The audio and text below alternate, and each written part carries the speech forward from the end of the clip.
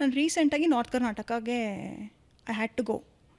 I took 2 months to north Karnataka ಹೋಗಬೇಕು ಹಾಗೆ ಹಿಂಗೆ all. Finally ended up going there.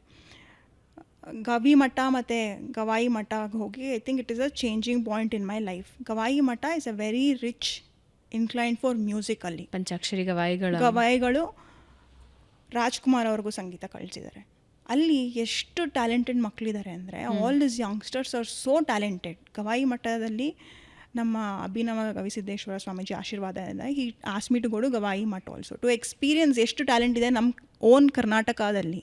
Tier 2 Tier 3 ಸಿಟೀಸಿಂದ ಬಂದಿರೋ ಮಕ್ಕಳಿಗೆ they talk English well, tabla ಚೆನ್ನಾಗಿ ಮಾಡ್ತಾರೆ. ಹಿಂದೂಸ್ತಾನಿ ಅಷ್ಟು ರಿಚ್ ಕಲ್ಚರ್ ಆ್ಯಂಡ್ ಹೆರಿಟೇಜ್ ಇದೆ. ಅವ್ರಿಗೊಂದು ಪ್ಲ್ಯಾಟ್ಫಾರ್ಮ್ ಕೊಡಬೇಕು.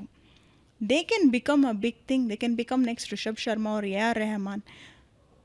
ಸೊ ಆ ಒಂದು ಪ್ಲ್ಯಾಟ್ಫಾರ್ಮ್ ಕೊಡೋದು ನಮಗೆ ಮುಖ್ಯ ಆಗುತ್ತೆ. ಬಿಕಾಸ್ ಟ್ಯಾಲೆಂಟ್ ಎಲ್ಲ ಪಾರ್ಟ್ ಆಫ್ ದ ಕಂಟ್ರಿಯಲ್ಲೂ ಎಲ್ಲ ಪಾರ್ಟ್ ಆಫ್ ದ ವರ್ಲ್ಡಲ್ಲೂ ಖಂಡಿತ ಇರುತ್ತೆ.